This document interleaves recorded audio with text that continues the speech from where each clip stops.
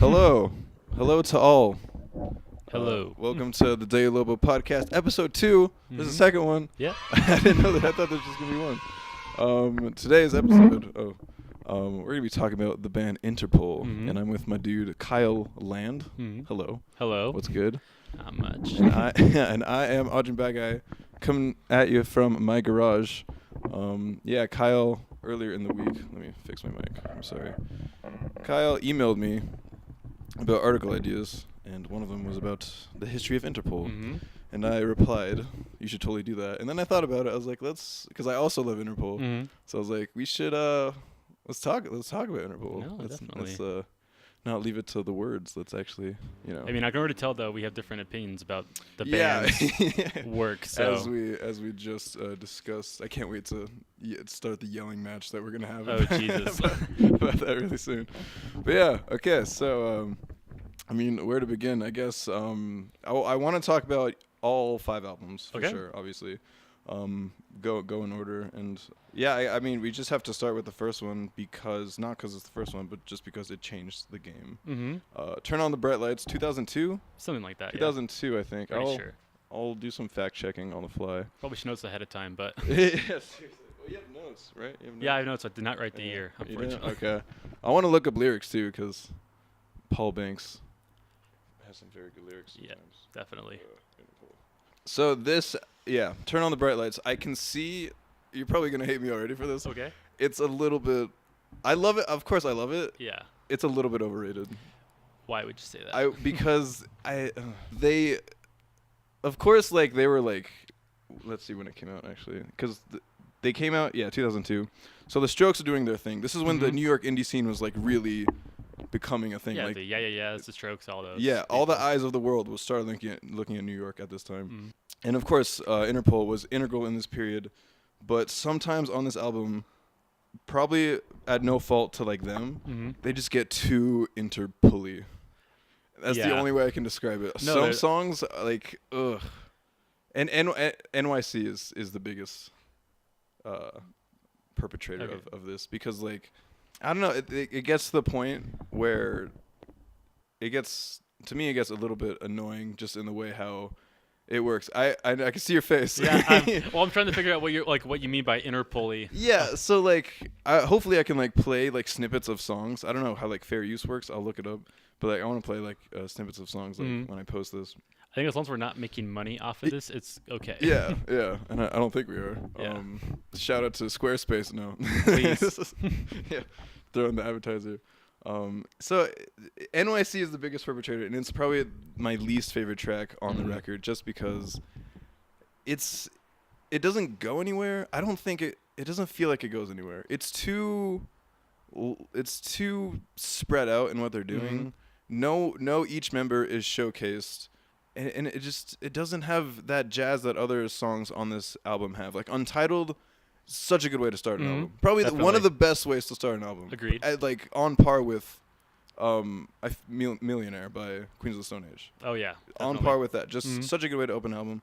But for NYC to, hands away, 3 or 4 tracks, it starts high and then it goes low. I will give you, it is kind of weird. Most bands, they start with that slow song, and then their next song is this punchy, punky song, but NYC is more spread out, sonic-y. Yeah. Very reverby, which is kind of a weird way to, that's your first real taste of music on that album. You think? You would say so? Well, besides, it comes after Obstacle 1, I guess. But Yeah. No, but it is a weird, when your first few tracks, you start out with something that slow and trying out. So I could see that in the track placement, that would be kind of weird, but I don't know. I kind of I think the guitars really are more showcased on that than anything else, really. The guitar effects, I will say, are really showcased. Effects, yeah, because it's atmospheric, and maybe that's why I don't like it. Nothing against atmospheric music. I love ambient and stuff, but I will say NYC doesn't fit, and I've been wanting to complain about this for 10 years. Okay. Subway is a porno. Pavements, they are a mess. I know you supported me for a long time. Somehow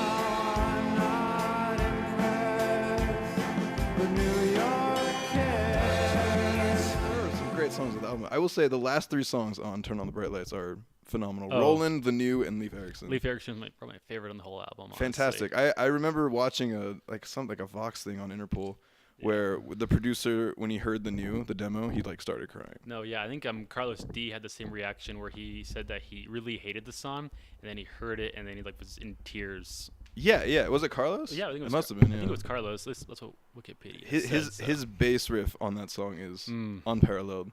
definitely, and just the latter half of that song is like it's even better when he when the pace starts picking up a little Yeah. bit. Do you like it when it gets like really dissonant and just like because the whole half of the song is like really comfortable for your ears, and then they just kind of just take it off the deep end, and it just gets really just like atonal, I guess. It depends, cause like I like that album because it's got songs for any kind. So if I'm feeling more like aggressive and punchy, it's got songs like PDA and Obstacle One that are more emotional and guitar driven. But it's got songs like Leif Erikson and Stella Was a Diver that are like really dissonant, and it feels like you're almost like you're swimming, I guess. Yeah. Would be the feeling I get from For that. Stella, it's understandable because Yeah. she's a diver and she was always down. Exactly, yeah. I guess that's kind of what they were going for. But I can't get past on this album. Every time I have to talk about this album, which is like honestly never, I can't help but to complain at least a little bit because they get too Interpol-y. And I want to go more in depth on that because we're going to cover all their albums. It just gets to a point where it's, I don't know. I don't want to say whiny. I don't want to say whiny because Paul Banks is really, they're really good with the less they have. They're not a technical band. They're not a complex band. They're just 4 over 4, the time measure. They never even do like 3 over 4, like swing time. No. It's always just like kick, snare. And by the way, shout out to the drums on like every song because they're produced so well. Yeah, even on like Stella, like the marching style drums, like at the beginning, which I remember I hated the first time I heard it, but then it really adds to the mood, and I can't explain really how, but it really just does. Definitely. I want to love this album because everyone loves this album. I love this album. Why do you love this album? Because I don't think there's a bad song on the whole album. Honestly, Really? I don't think there's I think what makes the album truly great is when it captures an atmosphere, or it perfectly encapsulates the time in which it was created. And That it does. And I think it does it perfectly. I think it captures a mood perfectly, even if the song. And what's cool is that, I mean, at the end of the day, it's a love album. They're all love songs, which I think is kind of weird. But they take such a weird and different approach on their love songs, like a stalkerish kind of seedy vibe to it, which I've never really heard in a rock album before. Yeah. So Obstacle One does that very well. I think Obstacle One might be top 3 Interpol songs for me, just of all time. Just the outro. Again, it goes like his lyrics in that song are just so good when he's like saying she puts the weights into my little heart. I love that line because he like as the narrator he's like he's like forcing you to empathize with him, like because he like I don't know, in my perspective, like he's the narrator like might be in the wrong in this song, but he's making you empathize with them. It's like she puts the weights into my little heart, and he like repeats that.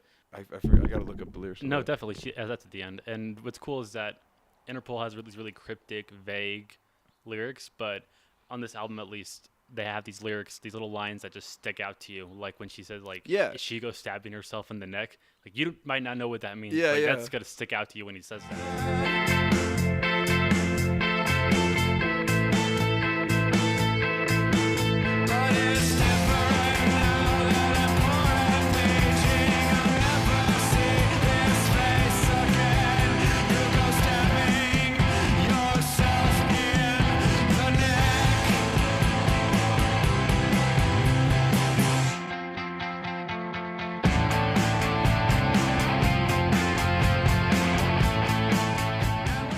Something else I want to bring up. I wanted to bring it up later, but the Interpol might be like the most blunt band that, like post 2000s. They don't hide what they're trying to do. It's always just like 4 on the floor, bass, guitar, just lyrics, monotone lyrics. They're just like they're laying it out there, and that's why I can see. My ultimate point with like talking about Turn on the Bright Lights is like I can see why someone would dislike this album because I have one friend who loves music as much as I do, but I can't convince him to like Interpol because of songs like NYC and because of like the parts where it just gets too directionless.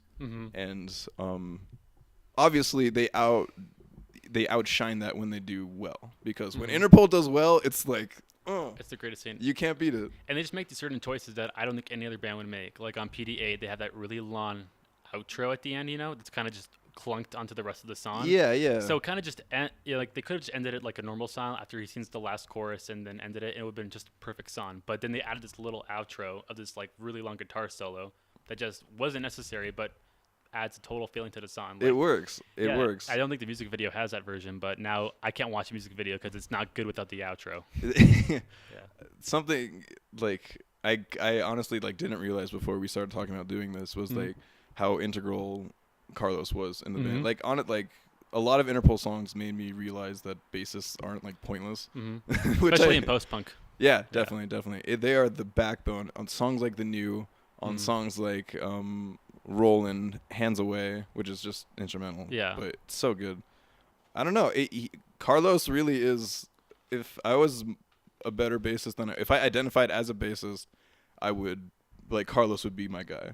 Definitely. I mean, of course, like, he was influenced by, like, who knows, like whoever was the bassist for Joy Division. Exactly. Or just like Sonic Youth and stuff like that. Yeah. But this album did a lot of things for me, and it took me a while to get into it, and that's why like I can understand why people wouldn't like it. But I mean, it's all around, like, you can't say it's a bad album. Like, no. I don't know, if you listen to it all the way through, it's hard to make an argument that it brings nothing to the table. Yeah, I think even if the music is not for you, you'd have to argue it. You'd have to at least concede that it's an important album, and you could see why when it came out it was such a big deal and it was so revolutionary. Do you think that like considering that point, if someone just listened to this album without knowing the backstory, knowing the atmosphere of when it was produced, would they have the same appreciation for it? I would say no. I would say no, because on songs like NYC, it talks about the time period in which it was made, so you might still love the album, but you wouldn't truly understand, like, not only is this great, it's important. Now that I'm reading the lyrics to NYC right now, like, I had 7 faces, thought I knew which one to wear, but I'm sick of spending these lonely nights training myself not to care. And then the line right after that is probably the most famous line on the album, "The subway is a porno," which is just like, that one's going down in history. Having been to New York, like, that's pretty factual, actually. Yeah, it's, I don't know. I don't know if this would hold any basis, but if I listened to this album while I had the lyrics going, I would probably appreciate it more back when I found it. Because it's hard to, I don't know, maybe the vocals aren't mixed the way I would want them to be. Yeah. It does get a little bit messy, but Paul Banks is a poet. Paul Banks is a poet, and he's just a monotone poet. He's a weird guy. No, that's like the best part about Interpol, I think, is their lyrics, and just it's like a puzzle trying to figure them out. I mean, like, I've been like, going like that, was it songmeanings.com, and they always have like Interpol is one of the most like requested bands on there because no one knows what they mean. I can see that. No, I can see that. And this album is, I wouldn't say it's a mystery, but like, yeah, like Leif Erikson, like, where does he get that title from? I think he said that was like intentionally absurd, like, just to throw people off. Yeah, or that he felt like the beginning of the song, he imagined like a Viking ship like creeping up in the fog. Okay. But it has nothing to do with the lyrics or the meaning of the song. Because it doesn't. Yeah. No, it has nothing to do with it. It sounds more about, like, which actually this theme seems to pop up in Interpol a lot. It's two people about to have sex and trying to figure out what to do, what moves to make, that kind of stuff. And Leif Erikson's about that? Okay. Yeah.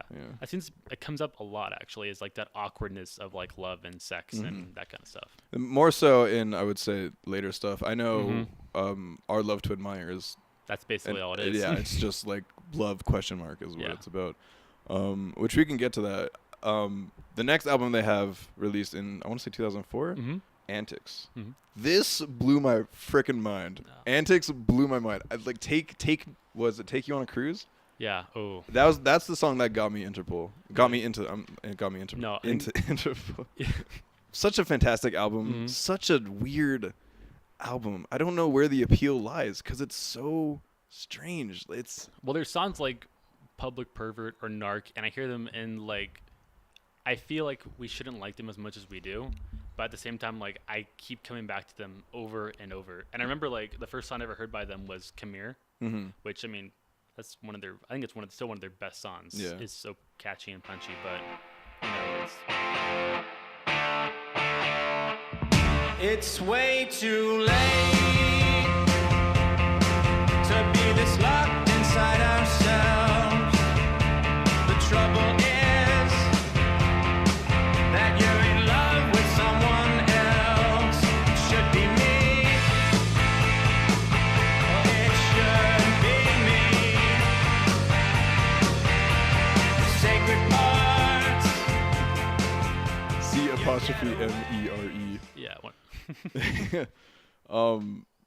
It's weird that they only released it 2 years later. Because if That is true. you compare Bright Lights and Antics back to back, it's Mhm. like, what happened in those 2 years? I know. Like they just came out of the dark kind of in those 2 years. It's. I mean, something happened. They got really polished on this album. Mhm. They sound really good. Yeah. Well, how you're complaining about them sounding kind of messy and muddled and overly dissonant on some tracks. Yeah. I don't really hear that on any of the songs in this album. Really. Yeah, no, yeah, I completely agree. Mm-hmm. They definitely shed the bad things of Turn on the Bright Lights and really just polished the hell out of this album. Their B-side for Antics, Song 7, Mm-hmm. fantastic. One of Uh, where do you even start with Song 7? Song 7? Do you like it as much as I do? Because it's not on Antics. Oh, it's not. It's Is it? not. Well, it's on like the B-sides or like double the bonus disc Ooh, reissue. I don't think I've heard that. You, dude, fantastic song. Song 7? Yeah. Okay. It's I'll called check it out Song 7, and it's amazing. And it boggles my mind why it wasn't on the main release. It's Yeah. to this day it still does. then. Well, Paul has weird choices with the songs he decides to put on because I remember he said that if it was up to him, PDA would not have been on Turn on the Bright Lights. Okay. He did not care for that song, yet that's one of their biggest hits. Yeah. So, I would agree with that to some extent. Although it was on Rock Band and I played the Mhm. hell out of it. I mean, it's not kicked ass on Rock Band. Yeah. It is still PDA is still kind of like a very where they're just like too into their own mm-hmm. should I ass like Well, I mean, like, so they definitely sound. At times, they can sound like, yes, we definitely did go to a rich private school, you know. Yeah, okay, yeah. And Like- that's kind of like what they're like giving off with Mhm. that track in particular. I could see that for sure. Yeah. With Antics though, you have more songs about like the self. It's more like a self-questioning album, I would say. Mhm. It's A lot of insecurities. a lot of insecurity. It's a lot of like the spotlight is it's not on New York anymore. It's not Mhm. on like relationships. It's about like the narrator, the person. Mhm. And you can see that on Take You on a Cruise, which is that song I can't praise enough. Yeah, Length of Love is another one. really good. And A Time to Be So Small, which is probably the most introspective. Very unique, like, song topic on that one, actually. Yeah. I think it's like he said that it was like sea creatures like looking into a boat and like seeing a family like fight among themselves. Mm-hmm. So it's like from the point of view of like the crustaceans in the ocean. This is A Time to Be So Small? Mhm. Okay. Yeah. Yeah, we saw you from the urchin's side from under the boat. We saw you making knots. We saw you get the rope. A boy appearing on the deck. You're making it lurch. The bubble of your interests ready to burst. Mm-hmm. I don't know. It's a good. This whole song is a good way to end Antics. I think, Definitely. especially like the journey that it went to get like to hear, because Antics doesn't have like the ambient atmospheric stuff. Mhm. I don't think No, not it's at all. it's more song. The song structures are just direct. Very linear. Yeah, extremely linear. Even more so, which is like hard to even like do. They outdo themselves. Yeah, I would say so. Yeah, I still think the highlight on that whole album though is Evil. That's the song that Yeah. probably made me love Interpol. What's Evil though, which I think it's so interesting talking about like a serial killer couple. You know, Is that what it's about? Mhm. Okay, like Rosemary. It's based on real people, I think. like a Bonnie and Clyde kind of situation. Yeah, kind of where they go around and they murder people, but Yeah. which is kind of weird because he paints them as like these really sympathetic people, you know? Okay, You- yeah. You almost feel for them. It's like a love song about people who love each other and also murder people. That's you know? kind of like he's really good at making you empathize with. I guess the character. Should I say the characters? He's really good at making Yeah. you, understand where the narrator is coming from in all of his songs. The chorus to Evil is "It took a lifespan with no cellmate, the long way back," which Mhm. I love. Just that line, "It took a lifespan with no cellmate," just really is so evocative Yeah. of isolation, you know. Yeah, It's and I just love like- that line at the end. Was that you are weightless, semi-erotic? That's Yeah, a great yeah, line. right. That's another good one. The way he like enunciates that too. Is really I like that. Actually, like Take You on a Cruise is another one where like he's playing a character who's like really like manipulative and like controlling of this girl, you know. But once again, like you don't feel like, oh, this is like a jerk who's talking, because one, that sounds so beautiful that you don't really pick up on that. But yeah, no, I'm reading it right now. We'll sail today. Tears drown in the wake of delight. There's nothing like this built today. You'll never see a finer ship or receive a better tip in your life. Yeah, I mean, you hear like sailing seems to be a theme in all these songs. Yeah, I haven't deciphered what this boat means, but it's a recurring motif. Yeah, in Antics, just the whole album, there is like that nautical theme, which is weird, isn't it? It's yeah, I actually didn't pick it up until today. Looking at the lyrics, I'm like, there's boats in all these lyrics. It's more of a story. There's more of a narrative here. Yeah. There's more like. Not sure what it is, but there definitely is one for sure. But then again, it's like hidden behind that Paul Banks veil. Like Next Exit is, you know. Oh, that's starting your album from Untitled and then having the next one start with Next Exit is just like, I don't know. It shocked me, definitely. I will say, I think Interpol's always been a good band who knows how to start off an album really well. Yeah, I will say that. They can write, even if you don't like the records, they're always cohesive and they're always have this singular mood to it. I can tell. And that, it kind of goes back to just how blunt they are. Other bands just like, you know, Biffy Clyro, their lyrics are like ambiguous for the sake of being ambiguous. Paul Banks is ambiguous for the sake of like, he wants you to dig in deeper. There's something deeper there. Yeah, there is a meaning. You got to figure it out. God knows what it is. You got to work for it.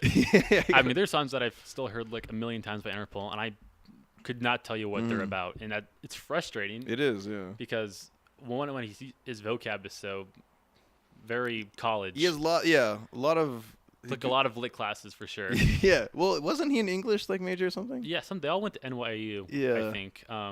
Yeah, so he might have been. Wouldn't surprise me at all. Yeah. I mean, he's a poet, man. He really is.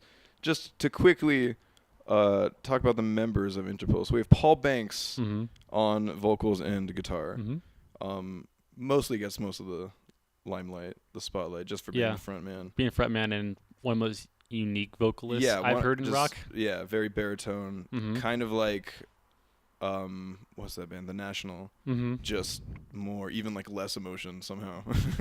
Sam Fogarino, which is the drummer, I believe. Yeah. Definitely, you might hate me for this. I will say Fogarino might be the weakest link of Interpol.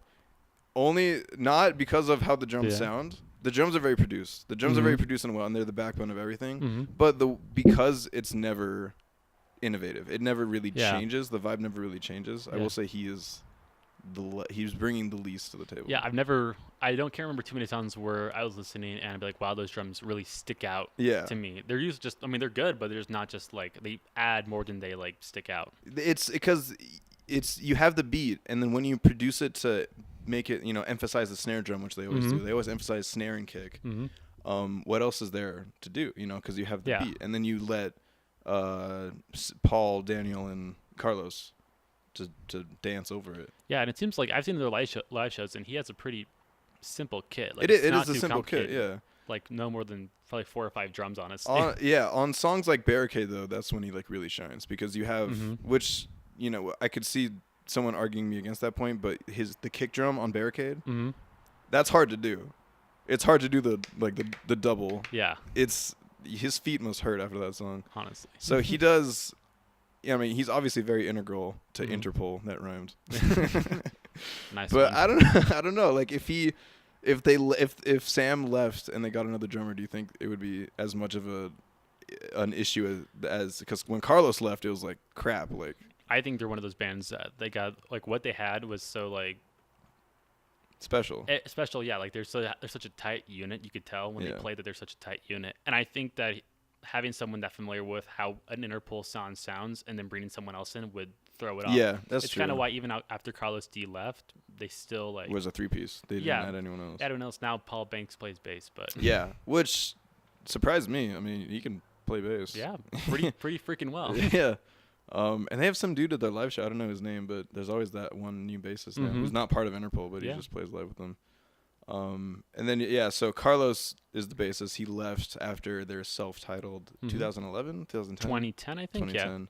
Left after that. The people were shocked because Carlos was very important in Interpol, and you can not even knowing anything about music, I feel like you can pick up on how groovy that bass is. All of his songs are in drop D. That means something, right? Like that's like his style is just like that. He's the leader of the drop D bass. Like he's so good at it.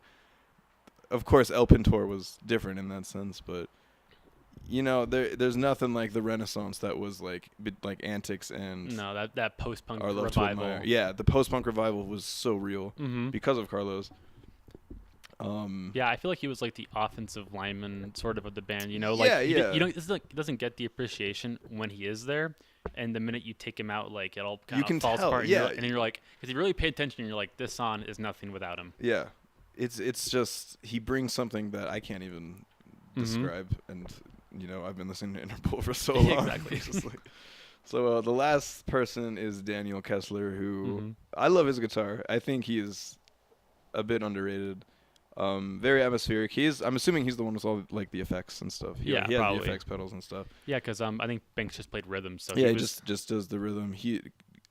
Daniel is the MVP on what's that song? All the Rage Back Home. Ooh. When you see it live, it's just like he has to hit all of those slide notes. Yeah, poor guy. Although Banks does bring in a killer bass line at the beginning, honestly. Yeah. His bass is surprisingly good. Yeah, that whole album.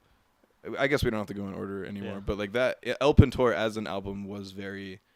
I don't want to say it's the most cohesive, but it's kind of like the In Rainbows for Interpol. I feel like I could see that. I feel like it's the 10,000 Days for Interpol.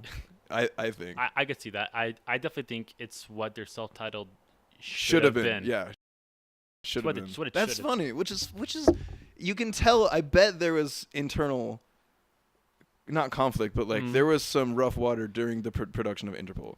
Oh yeah, you could tell. You can tell because the songs aren't that full. You can tell people are kind of just playing with that that grimace where they're just keeping all their like, okay, I'm just gonna grunt and get through this song. Yeah, which is you don't want that to happen. Yeah, that shows up on a record. The emotion of the bands really does show up. And they get as for how weird Interpol is, the self-titled songs like Try It On, it's more like riff based. Like Success is a bit more riff based. Summerwell is more riff based. Do you think that were they riff based before this album? Yes, I would say so. Sounds like Slow Hands, that's a riff based. It is, and like Length of Love and stuff. But like they rely on it too much. They rely on riffs too much on this album. Definitely, for me, it was kind of like.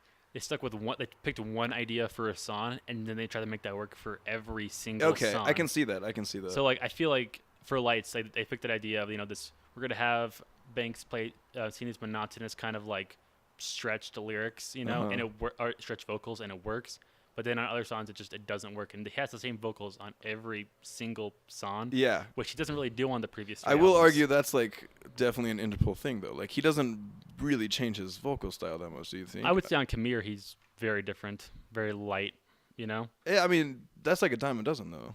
True. Yeah, I mean like most of the times it's different, but it just sounds. It's definitely obvious on this album. And it doesn't always work on every song. Yeah, that's true. I will. There's one. What's that one song? Say Hello to the Angels on the first one. Yeah. Where he's like rapping. He's like. He has released rap albums actually. He does, yeah. Oh, he has one song, or I'm sorry, one album. Banks and Steels or something. That was the recent one. With the Wu-Tang, which Wu-Tang member? RZA. Yeah. That was a weird album. I don't know. I wanted to like it, but I tried. I can't. I tried to like it too. And he has another one too, which I don't know if we can say the title of it on the air. It's called "Everyone on My D Like They Supposed to Be." And he independently released this. Do you know about this? Yeah, I've heard of it, but like I just heard Paul Banks rap, and I'm like, I'm not sure I want to hear this. Because he's more of like he shouldn't rap. He should do what he does. I know he does. He's good at what he's doing. Exactly. I mean, I appreciate when artists try to go in creative new directions, but know your limits as an artist. Know what you exceed at. Yeah. Don't just say like, hey, I'll try this and see how that goes. For what it's worth, he does succeed on the song I just mentioned. Say hello to the angels. Yeah. He does like succeed with the like his, That's very old school Joy Division. It is there, which I like a lot. I wish they would have more songs that were more punky like that. Yeah, that was definitely a territory that I kind of wish they went down, like a more punk. There's not really aggressive Interpol, which I would be interested to see. There's always just like thoughtful, witty, introspective, kind of just like on the sidelines, telling it how it is. Interpol. There's not like, okay, we're gonna get into the game and just like be like loud, like. But you know, there's respect in that. They're like a fine wine in that way. They're the fine wine of the New York indie scene, in my opinion. They're like French press coffee, honestly. Yeah, no, there's just like, you know, it's a good time. I want to go back to the self-titled because I think as an album, it might be their weakest effort. Yeah. The singles on this album are fantastic. Success, Summerwell, and Lights and Barricade, I think. No, I'm just gonna say Success and Summerwell. Probably even just Summerwell. I'm gonna say this is my favorite Interpol song ever created. Yeah. And I can see you just being like, Wait, can you pull up the lyrics for that? Yes, it is good. I will, dude. Okay. I just remember reading the first opening line. I'm like, this is so not Interpol. No, I think the lyrics on this song are really good. But then again, you know, I did have like an emotional attachment to it when I was like breaking up with my girlfriend 5 years ago. Okay, well. So that perhaps I'm a bit biased. I will say it's my favorite. I'm not gonna say it's their best. That's a bit too much. Yeah, favorite and best are always like two different things. It's two different things, yeah. But yeah, let me search. Yeah, Interpol. We totally skipped over Our Love to Admire, but we'll get back. We'll get that. That's a good one too. The fevered plastics that seal your body, they won't stop this rain. I was your eye in the night when the prophets fell. I said it looks like you summer well. You don't like that? No, I thought that was really corny. Really? I thought that was super corny. I disagree. I think it's very vivid. There's a lot of imagery there. It's a song about like, you know, summering well. You see someone at the beginning of the summer and you don't see them, and you see them at the end, and like the song's about like how the changes go. And I think the narrator didn't change. Okay. And that's why he's feeling like left behind. I don't think I got the metaphor on that one. Yeah. Well, yeah. Talk to me. Why? I thought it was very very monotonous song. I like the chorus a lot, actually. I thought the chorus was the best part of the song, but the rest of it just really like kind of drags. Okay. That's actually this whole album in general. It just it is a drag. Really drags, especially towards the latter half. Always Malaise is a song I can't get into. Yeah. and I felt bad because like I read the meaning behind that song. Apparently, Banks was having a rough day, and he like really poured it into this song. And I'm like, it sounds like it. I'm like, but dude, like, still not good. I'm sure you really meant it, but like it must have been a bad day. A really bad day. Yeah. One of my favorite lines on Summerwell is, you're gonna laugh at me. It's I miss you, babe, and I want you back. Okay, now I see why I like this song. Because after that is like I missed you, babe, and I want you back. The signs we gave weren't those signs supposed to last? And I remember relating to this song a lot because like that's a powerful line. Weren't those signs supposed to last?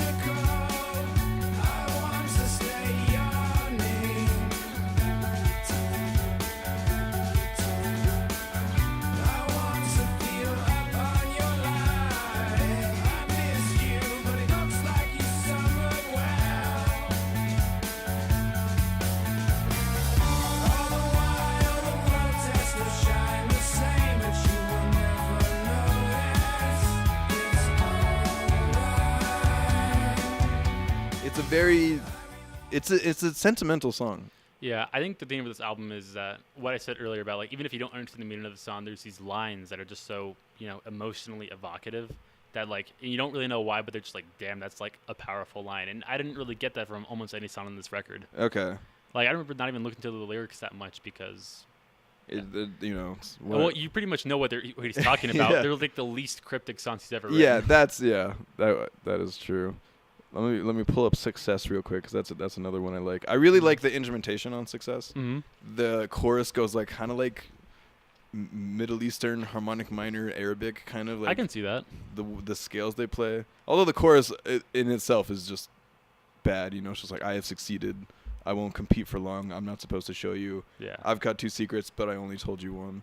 You know, it's the way he executes it is good. I really do like Success, but then again, this song is just one of the issues that make this whole album an issue. Well, I would say that, the first, if every track was like the first like 5 songs, it would be an okay album. It'd be a good 5 out of 10. Yeah. But then the latter songs are just They're absolutely bad. awful. They're Like, really not good. There was one that, made me so like, I was angry. Like I was frustrated just by like, I'm like, they're better than this. Like I know they can be better. Which Why? one? What was it? The Undoing or Try It All On? of the Ways. All of the Ways. That was terrible.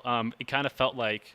I felt like I was like one of those sensory deprivation chambers, and like I couldn't tell if it had been like 5 seconds or 5 hours because it's a long one. It was just the same thing over and over that's- for 5 minutes. This is what I'm talking about when I say they get too Interpol-y sometimes, Yeah. and how appropriate it is for it to happen on the album called Interpol. I know, right? They get a little bit too heady. Well, that's why I said like their most boring album title is like their most boring album. Yeah. Honestly, I will say that. I mean, it just I didn't like because all the way. Our songs like they had slow songs before, but they always kind of pick up and they get energetic. So even like a song like a Leif Erikson, it's a slow song, but like there's a lot to it. There's it's very it goes somewhere. it's very subtle. It starts somewhere and it ends somewhere. Yeah. Almost every song on Turn On the Bright Lights starts somewhere and ends somewhere. The new is miles away from where it starts. Exactly, and like with this song, it kind of feels like they start and then you're waiting like okay now, like this song could be 2 minutes shorter because they drag it out so much. Yeah.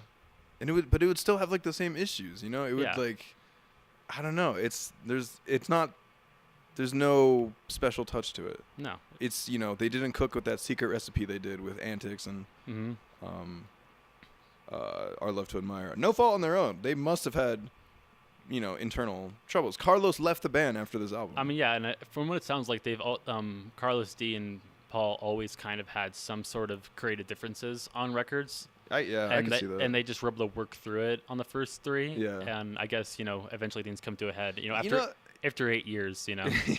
Now that I think about it, they would have very different perspectives because they're both like, although Paul is in some ways like the leader, Carlos would lead the band if Paul wasn't there. They were the 2 creative forces of the band. Easily. Try It On, I do have a little special place in my heart for Try It On. That one's not as It's bad. not horrible. And they also, there's a part, I'm not going to say the F word because I have to bleep it out later, but they do get expletive, and the way he says that line, no way, no effing way, because it's kind of, it way just sticks out. It does. I really like it. I really like how he does that because it really just adds that punch that he had with other songs like, what's the last line on Obstacle 1, like she puts the weights into my little heart. It's one of those lines that's like, oh, like damn, it doesn't follow the song. It's just like kind of like it's a sporadic moment of Banks, I would like to call it. No, definitely. And I got to say though, Barricade was such a disappointing track because I feel like some parts I'm like, this could be like one of Interpol's like best songs, and then you get to the chorus and it is so messy and It is a messy, terribly like just not mixed well. They can't even play it live. Have you seen them? Have you seen footage of them play it live? No. He can't hit the note. It's like, well, yeah, it's he like can't hit the note, the chorus. he can barely hit it in the mix. I mean, yeah, he probably didn't. They probably did something. They probably produced it. For honestly, him it's so like the track's like, okay, like this is pretty good. I like it. But it's one of the stronger tracks on Interpol, which isn't obviously saying much, but I don't know, like where. That's an anomaly. Barricade is an anomaly. I want to like it so much, and I can't. Because it's catchy, but like the instrumentation, just how it all blends together just doesn't fit. It seems really rushed. Yeah. I'm going to look up the lyrics to Barricade. I remember looking up the footage, and their keyboardist for that tour back in 2011 was singing the chorus. Because like sometimes it feels like a barricade to keep us, and he can't say away. He can't hit away. So, and you have this keyboardist singing, and it just breaks the flow of the song. I don't know. Does. But I don't know. I like it. I can already tell I like Barricade more than you like it. Yeah. Well, I mean, like, what I don't like is how like the verses will transfer into the chorus. Like it just like it's not like gradual. It's always just like bam, now here's the chorus. Yeah. That's actually a really good argument. to keep us away, and it kind of does. Let me see. I would not just leave you without a kiss, but I guess there must come a time when there's no more tears to cry. Yeah, he's not that good of a lyricist on this one. Yeah, that's what I was thinking. Like, that's another thing. Is just these songs are just not as like, it's not as evocative. They're just, for the most part, it's just very bland. Yeah. Non-interesting. Just like, yeah, we get it. You love her, and like, oh, it's a barricade between you and her. That's very original. Yeah. It is. The such wall a metaphor in love. That's very. No one's ever thought of that before. Yeah, seriously. A barricade. They'll never know.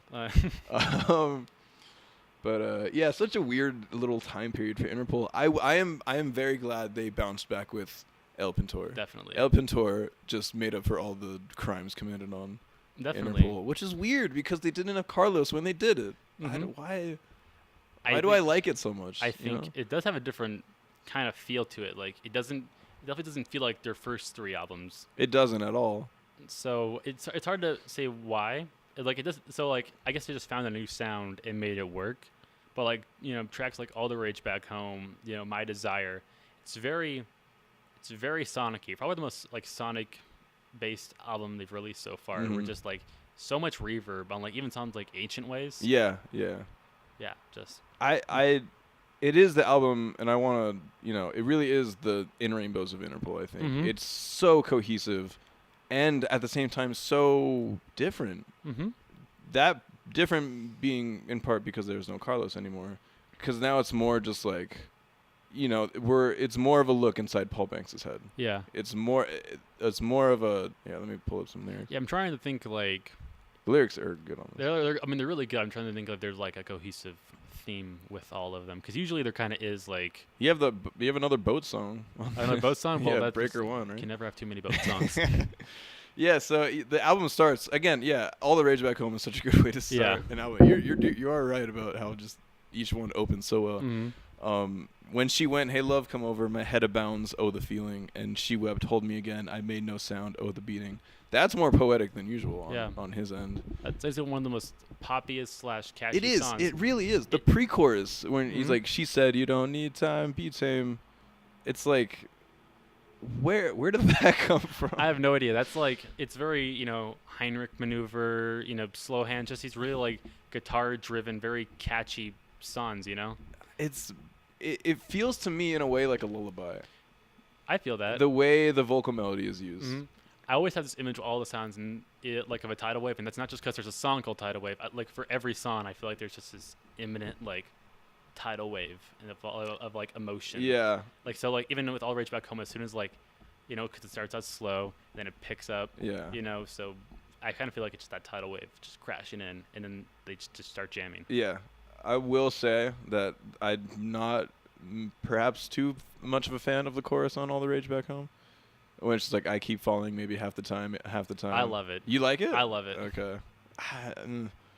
That it gets a little bit too heady for me again. Yeah. But in this album, it's so rare when Yeah. I feel that. Yeah. I mean, I think the only time when they in their career when they really get too heady, I think a lot of the songs on Our Love to Admire are really heady and really just Really, you think? really like very lyrically dense. I Okay. feel like. But not in the same way that's like. There's no like NYC on Yeah. like Our Love to Admire. So when you say Interpol, do you mean like pretentious? I guess not pretentious. Maybe just like.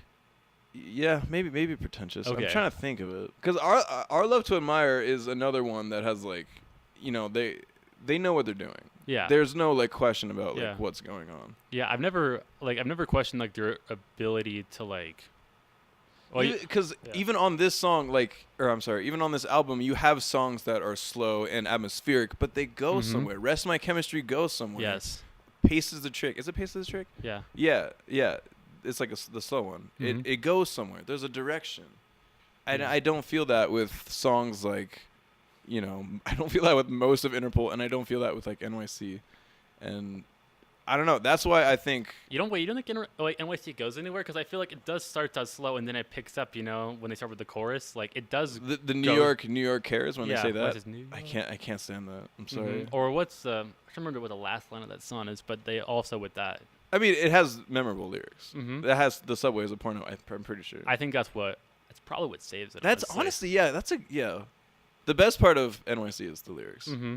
But you can say that a lot about a lot of A lot Interpol of songs. but definitely that's the most standout part of that song. It's a saving grace, in my opinion. Yeah. I'm not much of a fan of that one. But to talk about Our Love to Admire, this album, there's not really a bad song on it. Again, like even like in my opinion, like Turn on Bright Lights, Antics, Interpol, they all have at least like one bad song. I can't even.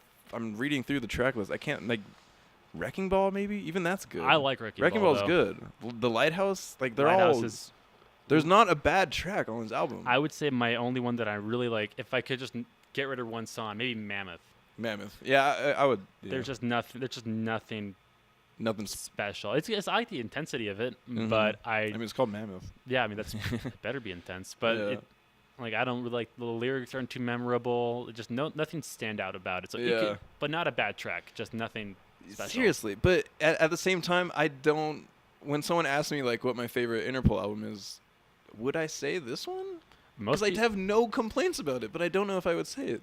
Yeah, this album gets a lot of flack for not the best reason. I understand like why people wouldn't like All Fired Up and stuff. I like that song a lot. I love that song. It is repetitive though, but it's a song that works with its repetition. I just like that hook when he's like, "See, I got this soul." Yeah, like, I got this soul. It's all fired up. This soul. See, I got this soul. That's that's a good one. See, and one of the songs where I could not figure out what it was about is "Who Do You Think."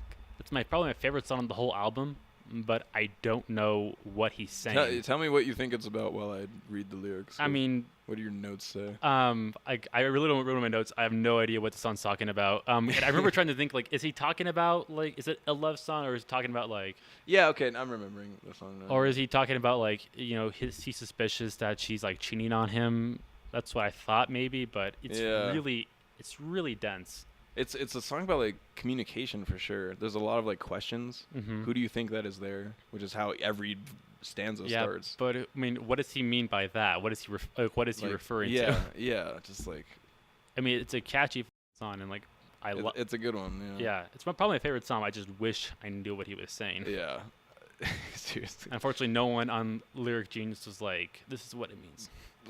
We have to talk about Pioneer to the Falls because it's the opener. That's once again like an amazing opener.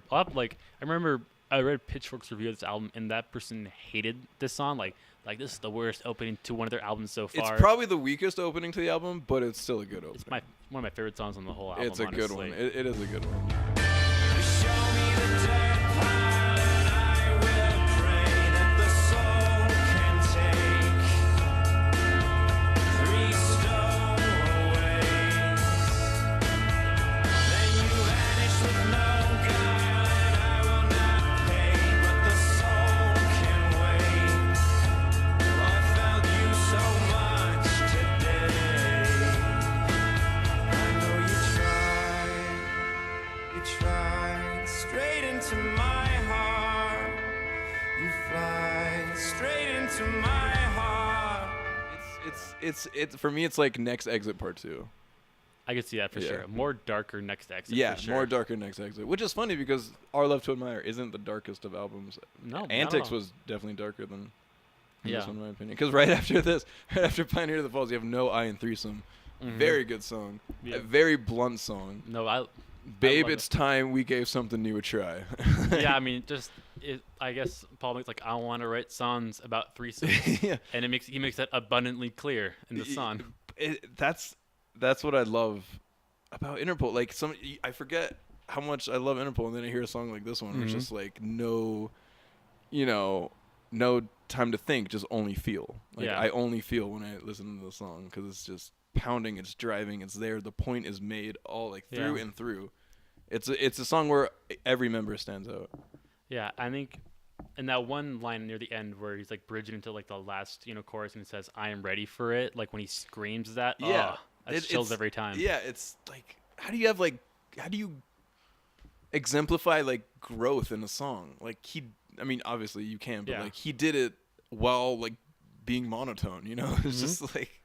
No, like I love when he goes into that upper register and he feels like you can just see his face like straining as he sings. Yeah. Those are the best moments in Interpol for me. Definitely. When he does that, especially on a track like this that is. Well, it's definitely like to like a bigger picture, and I like it when a lot of artists go into that more passionate, where they disregard the music kind of and just go into like a more passionate like delivery. Yeah. You have a lot of that on this album, I would say. This and El Pintor have a lot of those like really authentic moments. Tidal Wave is being one of them, because the chorus on that it's not massive. It's massive, and it's the most like not technical song ever. You can play it 3 months after learning all of those instruments. Honestly. But the execution is unparalleled. Like just like a tidal wave. That's the chorus, just like a tidal wave. And it's like he gets louder and louder, and the guitars get just it's a wall of sound. Yeah, it's a wall of sound. It's kind of like shoegazy almost. Yeah, actually, what I liked about Our Love to Admire was just how innovative and ambitious it is. Like, they really are like, okay, we're going to do something very new, okay? Like, we're going to step out of our post-punk little comfort zone that we've established for ourselves. Like, songs like The Lighthouse, I'm like, this is, like, very post-rocky kind of influence. Rest My Chemistry as well. It's definitely. Just, like, nothing sounds like that. And no other Interpol song sounds like that. I know. They succeeded so well. It's like... Well, I mean, like, there's a couple songs on Antics I think could sound kind of like Rest My Chemistry. Okay, yeah. So, like a Public Pervert. Just like the slower ones, I guess? The slower ones are just like, just like got that kicking drum beat, Yeah. And just a couple guitar notes, something like that. That's another song that, like younger Audrin during my music like renaissance. This was like another one that like really said a lot. It's really spoke to me, because it's about resting your chemistry. It's about like realizing that like maybe an endeavor you were doing is more detrimental to yourself than positive, even though how hedonistic you are about it. Yeah, you need to rest your chemistry. You need to move on. It's about like moving on, I guess. And that's good. No, it's That's good. really good. I love it, because I mean, clearly he's talking about like drugs and stuff like that, but it could relate to more like whatever you just need to get away from something that you've just been indulging so much that it's not even, you've lost all possible enjoyment from it. So that's probably, it's one of the most unique ones, because I mean, mostly they sing about love. So whenever they don't sing about that, it sticks out to me. Yeah, definitely. But they do it well. Again, the chorus is just the song title. Tonight I'm gonna rest my chemistry. Yeah.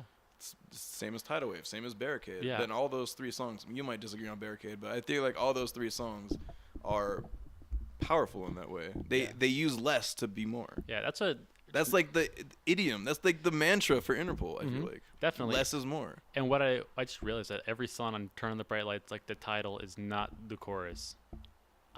Yeah. I think that's right. Yeah, or like it's not the full one. Even like New York and NYC kind of. Not sort really. of. New York cares. Yeah. No. I can't really think of it. I mean, they'll say the title, but not like as a chorus. It's not like the hook. Do they say the Heinrich maneuver? Nope. Yeah, I wouldn't imagine they do. I mean, that's kind of where they work in. I'm still not sure how that title works into the song. It's a Leif Erikson thing. It must be. It must be, because I mean, like the song's about like long distance relationships and how he's finally got to get over this girl because he doesn't see the point in it. So I'm thinking of like, I know, first of all, which Heinrich is he talking about? New Mexican Senator Martin Heinrich. Yeah. Shout out. I like that guy. Yeah, he's good. But I mean, probably not. He's probably not singing about it. I mean, if he said like, hey, I've been a big supporter of Martin Heinrich for years, I'm like, that'd be really cool. But yeah, that's what it's about. I don't think so. But it's still. Again, this is another one where just the blunt lyrics are the best. How are things on the West Coast? I hear you're moving real fine. You wear those shoes like a dove. That's a song that even if you don't like Interpol, you like that song. Isn't that funny how it's just like the lyrics there, it's just like it kind of goes from low to medium to high real quick. Just goes from like, how are things on the West Coast? And it's like, you wear those shoes like a dove. It's like, you wear those shoes side to side. Yeah.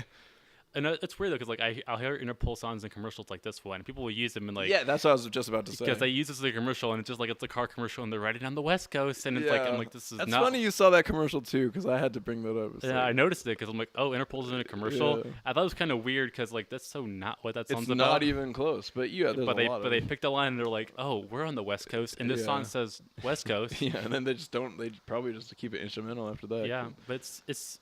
Like, I think... I don't remember hearing Today My Heart Swings in the car commercial. Yeah, exactly. I mean, that kind of... I don't know. I wouldn't want to buy the Subaru after that. It's, now that I think about it, it's like Paul Banks is a writer in the way that he doesn't make melody first and then lyrics, and he doesn't write lyrics first or melody. I think they both just happen at the same time. Definitely. Which is hard to do. Mm-hmm. And it's how some of the best lyrics are created, or best vocal melodies, because vocal melodies are very important. Mm-hmm. It's hard to like pick them out because like there's not like a vocal melody I would say that's like that I can just point to and be like, hey, that that's good. But then again, when you listen to a song, it's like your head is where the vocals are at. Yeah. Usually Yeah. is where rhythmically it's like where he's doing that. So the melody he uses when he sings is very important, and he just coalesces the words and the rhythms and the melody and the way he enunciates them so well that I can't praise him enough for that. That's what makes him a poet, Definitely. a lyricist. He's fantastic at it. No, I know. Like when I'm trying to write stuff, like he's definitely an inspiration. In not like directly, but just like the emotion that he evokes out of like just such simple phrases, because they're not like, it's not like he's like pulling out like these $10 words or anything and just like wow showing how smart he is. Just these basic lines that mean whatever is going on in his head, and they just evoke so much. It's the authenticity of it. I feel like there's not like when I like try to write lyrics, there's always like a veil of something. I'm never really myself, which sucks. You want to be natural about it, and he has no veil. He is like putting it out there, and you can tell. It's so good. I don't know, I just like fantastic stuff. Like I can't get over it. And that's why he does get more of the limelight, because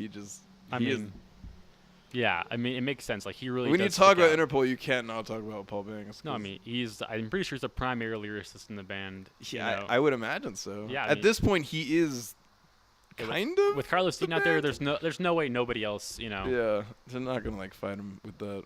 Yeah, I mean, this is vocals. Again, I try to think of another vocalist like him. There's this one band that sounds very Interpol-y. They're called Editors. Yeah, I know. I knew you were gonna bring that up. Yeah, because I remember hearing them. I'm like, they came up Pandora, and I'm like, is this Interpol? Yeah, there's so many Editor songs are just like Interpol light. Yeah, but like not as interesting. But like, so besides him, I can't think of any other like vocalist that's like that sounds just like Paul Banks. Yeah. Have you heard the bonus tracks from El Pintor? No. Which one were those? Malfeasance. I have not heard that one. Yeah, there's so many. Yeah, now that I'm looking at it, there's a lot of like bonus tracks I haven't heard.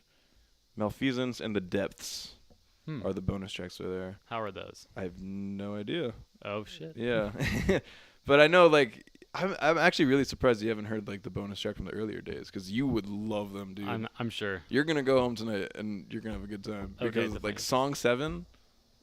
Yo, text me what you think. No, definitely I will. And I know what was it? They just released a box set of Turn on the Bright Lights, because it turns what? They keep 15 now. They keep re-releasing it. Yeah, so I guess there's new B-sides and demos on it. Yeah, and I'm just like, I've not listened to it, but apparently it's supposed to be really good. So I would imagine so. I mean, Pitchfork says so I guess it must be true. Yeah, and they are my opinion.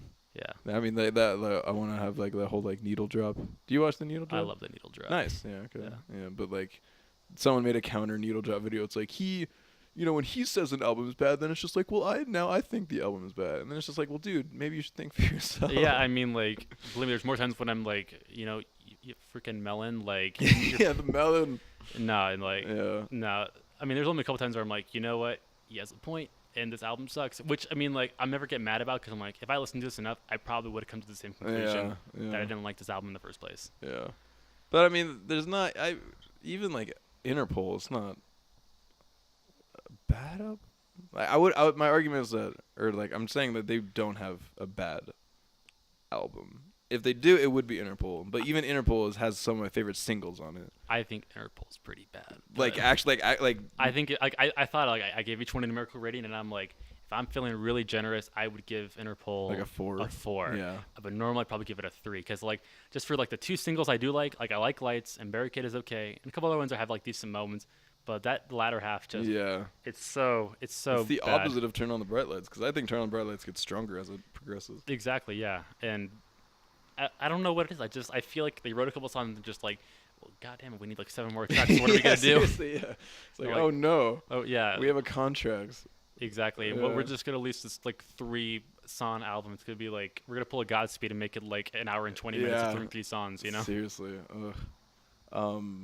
Lastly, I mean, we're kind of almost done, but I do want to talk about El Pintor Mm-hmm. more thoroughly because songs like Everything Is Wrong, Ancient Ways, Tidal Wave, and My Desire. Yeah. So that this is the most unique they're being. Yeah. And as they were on tour, like what, 1 or 2 years ago, Something like they that. were playing this album. Yeah. And I was looking at footage of it. They were at, I want to say Glastonbury. They're at an England festival. They were at Glastonbury. Was yeah. it at Glastonbury? Yeah. Yeah. And they killed it. Mm-hmm. They killed it. The songs are great live. Yeah, fantastic live.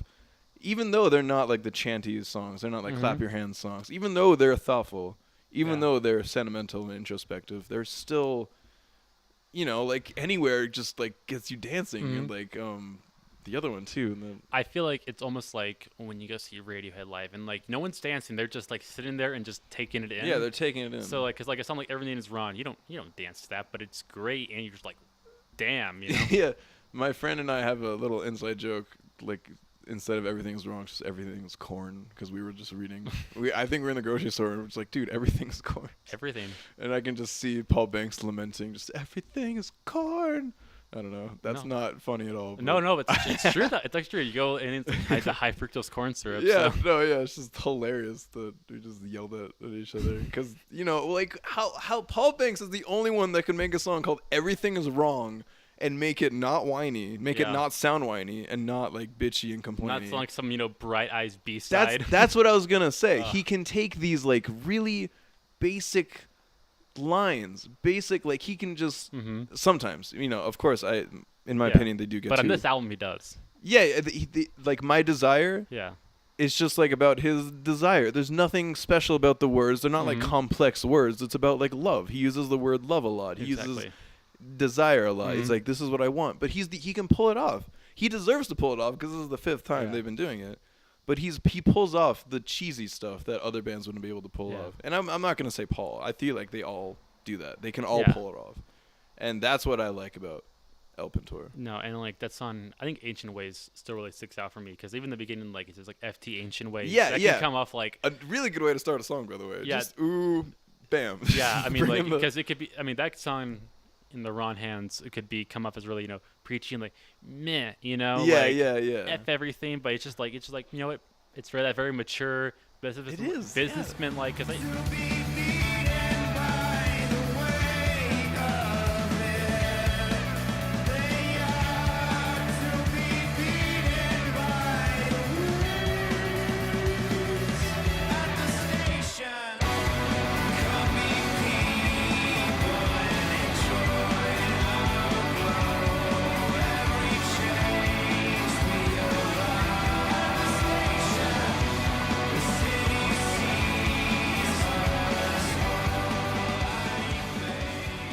their persona is like they're 4 businessmen who they very much treat this like a job. Yeah. I mean, they definitely are artists, but they treat this like a professional, and they go about everything very professionally. I only see them in my head with like suits, I mean, yeah, that's their thing. It's like that's their aesthetic. Apparently, that's what got them signed in the first place. Was like, I like how you wear suits. They performed in suits. Which I mean, I guess if you're used to smelly, grungy bands, I mean, some guys in suits is a breath of fresh air. It is funny, now that I think about it, it is kind of just like from the perspective of just like a working man in New York, just like dirty. Maybe doesn't like his job. I can see someone listening to Turn on the Bright Lights when it came out and totally relating to that album.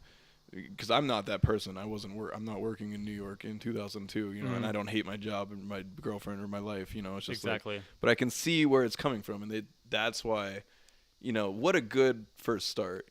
Some bands really just the first album doesn't do it. Yeah. But I have to mention this one line from the song PDA that it gets me every time when he's like, "You're so cute when you're frustrated. Yeah, you're so cute when you're sedated." Yeah. I think that's a great line because it's so tender yet so sinister. It is extremely sinister. So I love how they just like bridge. They're like 1 minute we're gonna be really carrying and like on. Next moment we're just gonna be like take it down to my basement kind of creepy. It's like so Which weird. You wouldn't think this band would have the kind of aesthetic, but they really do in a lot of their tracks. Well, that's the thing you were talking about. They can get cryptic, and when they do get cryptic, they get cryptic very, real. Yeah. It's visceral. Yeah.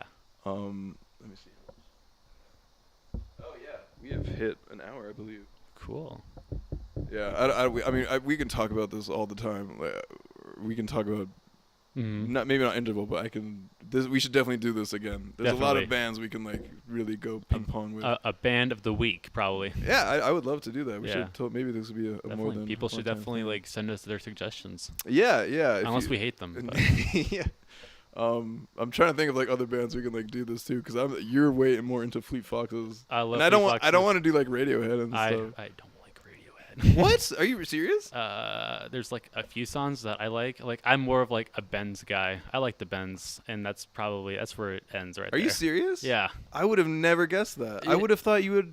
You don't like In Rainbows? I haven't listened to Rainbows as much. I remember my friend played it for me. And I thought it was better than like say Kid A, because I don't like Kid A. I don't like Kid A either. And people are gonna crucify us for that. I mean, I just like it's like Radiohead being. You know how Interpol gets heady. Yeah. Interpol gets to Interpol. Radiohead gets to Radiohead. That is on Kid A. True. Yeah, definitely. You know, but you gotta.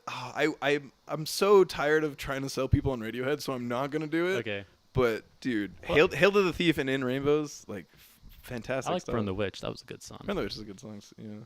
Wow, I would never thought of that. Yeah. Oh my god. That's good though, because like everyone loves Radiohead, so that's awesome. They have their perspective. Yeah, I know. I'm a real hipster then. Yeah, seriously. But yeah, definitely we should do this tomorrow. I would consider this a success. I would have to listen to it back. Maybe this sucks. We'll have to see. Maybe we just. Yeah. But I mean, this is the first time we did this, so let's see how it is. You just get better. I mean, if you look at the Needle Drop's first videos in 2010, I think his first video was a Slipknot review. So. And it was like the cameras, like the audio was bad. The cameras. Although I do love how Cal Chester was there from the very beginning. Was he really? So, yeah, in his Slipknot video, it's like Cal Chester here with. I love his. Have you seen his? What's that one Kid Cudi album everyone hates? Oh, Speeding Bullet to Heaven. Oh, have you my seen God, that review? Yes. It's so funny. He gave it a 0. That's a good one. I love it because there really is like a Kurt Cobain montage of heck kind of thing where it's like, and I remember seeing like, did you see that Kurt Cobain documentary on HBO? Yeah. And they're just like, man, montage of heck, that was like his creative peak, And I'm like, this is terrible. Why are you focusing so much on this one shitty live album he made? Yeah, I did think that as well. I haven't seen that in a while. Have you seen the J. Cole HBO documentary? I've not, but I want to. Yeah. Do you like J. Cole? I like a few songs. See, we can talk about this all day, dude. Yeah, so people should definitely send their like recommendations. Yeah, please. If you're listening to this, email music@dailylobo.com if you want to, hit us up recommendations. If you want to join us, maybe is that too weird to say? No, we don't know every band, so yeah. I like talking about music with people, so yeah, I would love to talk about people with you. no, music with you. So, do you have anything else to say? I mean. If you haven't listened to Interpol, go check out Interpol. We should have prefaced that. Yeah, I would hope that we've haven't turned you off on them. Definitely a band we're checking out. I don't think so. We gushed over most of their work. Yeah, as we should. They have How about this? How about we end with let's give a numerical ranking of each album. Okay, I'm down. Okay. First one, 7 out of 10. Okay. Yeah. First one. Okay. Don't you say 10? I'm gonna slap you. Okay, I'm gonna because I don't like giving 10 stuff because you can always find something not perfect about it. I'm gonna give it a 9.5. Okay. It's just it's important and I. Really it's not perfect. It's not perfect. No, it's not. And there's even I probably said the most favorite song is the new. So, but even then it's a 9 at least in my opinion. Antics, I'll give an 8. 8. Yeah. Agreed. We can agree on that. Our Love to Admire. I Love to Admire. I was gonna say the Heinrich maneuver. 9? I would say 9. Really? 9? 7. Kyle. There's just not. There's nothing that special about it. I would say it is a solid album. Some songs are just meh. It's definitely not a 9 because I don't think it's wow, they're doing something really different and insane on this. There's one song I think doesn't really fit, but even Lighthouse I think is still good. I think Lighthouse is it the Lighthouse? Yeah, Lighthouse I think is one of their better songs in this album. But it just because it's one of their more innovative and more different. So. I'm giving it a 9, dude. I love that one. That's interesting. Most people would not give it a 9. Most people would say that's a 5. Really? You think? It is. They got so poppy with it. That's why. Yeah, and it's just everyone's it's. they get really heady sometimes on this album, yeah. and people don't like that. Yeah. Yeah. Interpol, I'm giving a 6. I'm not feeling too generous after listening to that, so I'm gonna give it a 3. That is. Ooh, you're bitter today. No, I mean, like I was at my desk at work today listening to it, and it put me in a bad mood. I was in a good mood because I'm like, I left Admire. That was a good album, and then I put on Interpol, and I'm like, no, I'm not in a good mood anymore. It pisses me off. Just Okay. because I know what they're capable of and as a band, and it frustrates me to write them for them to write such not even bad, just bland, boring, unremarkable tracks. Mm-hmm. It's frustrating. And honestly. most people would agree with you. Yeah. I half agree with you. I'm giving it a 6. Okay. Well, if you like the singles for sure. Yeah, singles fantastic. Yeah.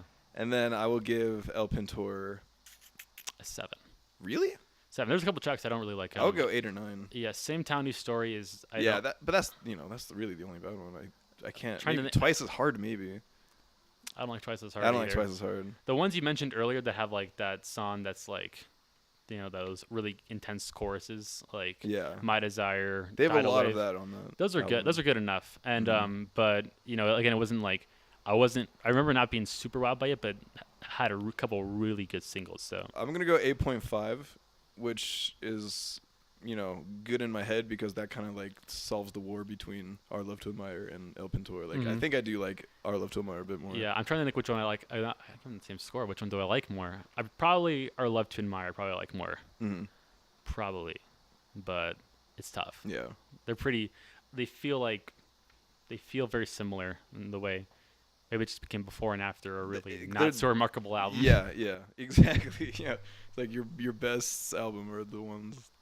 Yeah, that come after around this piece of crap. Exactly. Yeah. Cool. So that is the Daily Lobo podcast, episode 2. Colin and Audrin talk about Interpol for a bit. Thanks for listening, and goodbye. Yeah, sounds good. Check you later. Godspeed. Have a great morning, evening, afternoon, night.